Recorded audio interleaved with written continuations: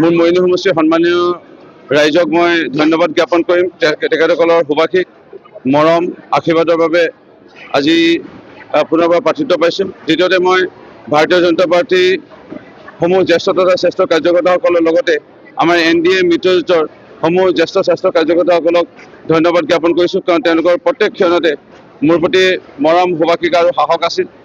আজিৰ তাৰিখত বিৰোধী বুলিবলৈতো একেবাৰে চানবান হৈ গ'ল, বিৰোধী বুলিবলৈ নাই।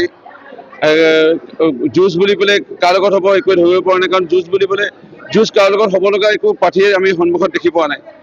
সাংসদৰ যদি পদত্যাগ, কংগ্ৰেছৰ পৰা বিধায়কসকলৰ যদি 2জন 3জন 4জনকৈ পদত্যাগ, শেহতীয়াকৈ শুনা পাইছোঁ আজিকালিৰ ভিতৰত আৰু বাগা কংগ্ৰেছৰ নেতাকৰ্মী বা এটা বাগা মুধচ কোঠা কংগ্ৰেছ ত্যাগ কৰি আছে বা ত্যাগ আৰু কৰিবলৈ গৈ আছে, আজি বা কালিৰ ভিতৰত ত্যাগ কৰিবলৈ গৈ আছে। মৰিনী সমষ্টিত ইতিমধ্যে আমাৰ লগত যোগাযোগ হৈছে। কংগ্ৰেছৰ ভালেকেইজন নেতৃত্ব শ্ৰেণীৰ লোকসকলে ভাৰতীয় জনতা পাৰ্টীত অলপ পিছতে তেওঁলোকে যোগদান কৰিব।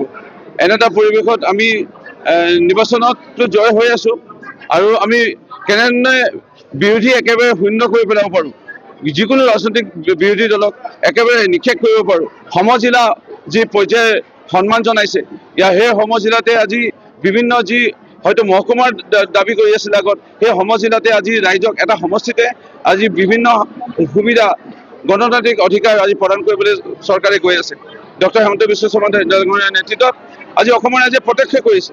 শতাংশ বুলি ক'ব গ'লে মই অনুভৱ কৰোঁ 90% ইয়াত হিন্দু, মুছলমান, খ্ৰীষ্টিয়ান, শিখ, ইছাই বুলি নহয়, সকলোৱে ভাৰতীয় জনতা পাৰ্টী দলৰ পক্ষত আছে।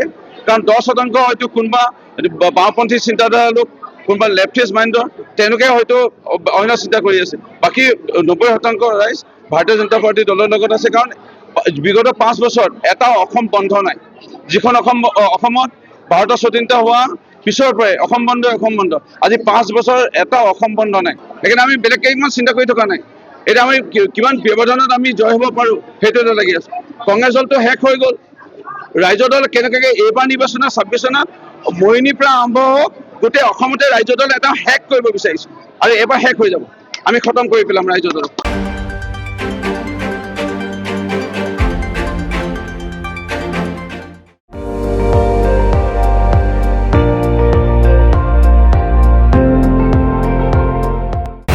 আপুনি চাই আছে ND24, সৰ্বশ্ৰেষ্ঠ নহয় সৰ্বোত্তমৰ দৌৰত।